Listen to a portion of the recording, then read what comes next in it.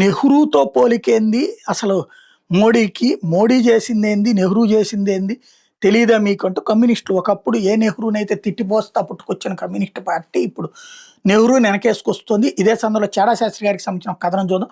స్వతంత్రం వచ్చాక ఎన్నుకోబడిన ప్రధానులు నెహ్రూ పాలించిన కాలాన్ని మోడీ దాటాడనే వార్తను కొందరు జీర్ణించుకోలేకపోతూ మోడీ గంతం తక్కువ చూపే ప్రయత్నం చేస్తున్నారు. ప్రముఖ యాంకర్ రాజ్దీప్ ఒక ట్వీట్ పెడుతూ 1947లో నెహ్రూ ఎన్నిక కానీ ప్రధాని అయితే అదే సూత్రం పటేల్కి అంబేద్కర్ కూడా వర్తిస్తుందని ట్వీట్ పెట్టాడు. అయితే అసలు 1947 ఆగస్టు 15 వచ్చింది సంపూర్ణ స్వరాజ్యం కాదు, దాన్ని డొమినియన్ స్టేటస్గా ఇచ్చారు. బ్రిటిష్ రాజు రాణి ఇంకా భారతదేశాధినేతగానే ఉండేవాడు. వాళ్ళ ప్రతినిధిగా భారత్లో గవర్నర్ జనరల్ ఉండేవాడు. భారత రాజ్యాంగం తయారై రాష్ట్రపతి వచ్చే వరకు, సాధారణ ఎన్నికలు నిర్వహించే వరకు ఎవరో ఒకరు ఒక తాత్కాలిక ప్రధానిగా ఉండాలి. కాబట్టి అప్పటికి పెద్ద రాజకీయ పార్టీ కాంగ్రెస్ కాబట్టి దాని అధ్యక్షుడిగా ఎవరు ఎన్నికైతే వాళ్ళకే ప్రధాని అయ్యే అవకాశం ఉంటుంది. కాబట్టి అదే చేసుకొచ్చారు. అయితే అందుకని కాంగ్రెస్ అధ్యక్షుడిని ఎన్నుకుంది. 15 ప్రదేశ్ కాంగ్రెస్ కమిటీలని పీసీసీలని ఓటు వేయమంటే 12 మంది పటేల్ కాంగ్రెస్ అధ్యక్షుడు కావాలని, అంటే కాబోయే దేశ ప్రధానిగా కావాలని ఓటేస్తే నెహ్రూకు ఒక్క ఓటు కూడా రాలేదు.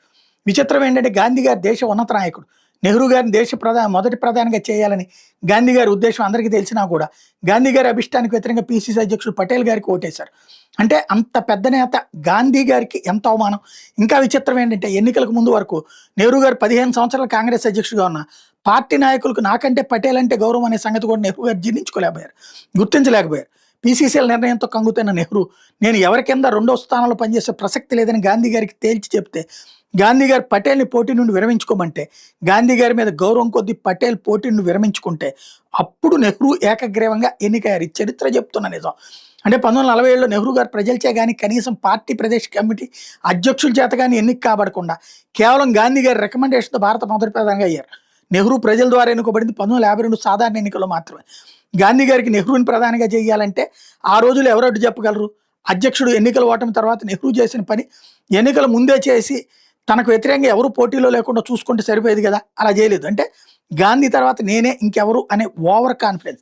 నిజంగా ఏమాత్రం ఆత్మగౌరవం 15 సంవత్సరాల అధ్యక్షుడు చేసిన పార్టీకి నిర్వహించిన అధ్యక్ష ఎన్నికలో ఒక్క పీసీసీ కూడా ఓటేయలేదంటే ఎంతో తీవ్ర అవమానంగా భావించి గౌరవంగా నిర్ణయం ఒప్పుకుని తప్పుకుంటారు. కానీ ఆ పదవి మా హక్కు అనే విధంగా పదవి మీద కక్కుర్తితో సిఫార్సు చేయించుకుని లేదా పార్టీ చీలిపోతుందని భయపెట్టి పదవిలోకి వెళ్ళి కూర్చోవడం ఉన్నత వ్యక్తిత్వం అనిపించుకోదు, ప్రజాస్వామ్యం అనిపించుకోదు. ఆ రోజు నెహ్రూ మొదలుపెట్టిన ఆ బ్లాక్మెయిల్ రాజకీయాలు ఆ తర్వాత కాలంలో చాలా కాంగ్రెస్ ముఖ్యమంత్రుల ఎన్నికల్లో చూసాం. ఆ రోజు దేశంలో పరిస్థితులు వేరు, మీడియా సోషల్ మీడియా ఇంతలా లేదు కాబట్టి నెహ్రూ ట్రోలింగ్ చేయబడలేదు. పైపెచ్చి గొప్ప ప్రజాస్వామ్యవాదిగా పేరు కొట్టేశారు.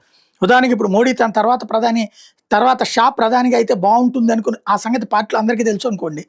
షాని బీజేపీ అధ్యక్షుడిగా ముందు చేసి ఆపై ప్రధానిగా చేద్దామని బీజేపీ రాష్ట్ర అధ్యక్షులు అందరినీ పార్టీ అధ్యక్ష పదవికి ఓటు వేయమంటే వాళ్ళు షాకు ఓటు వేయకుండా పోటీలో ఉన్న యోగికి ఓటేస్తే దాని అర్థం పార్టీ యోగిని ప్రధానిగా చూడాలనుకుంటుందనే కదా.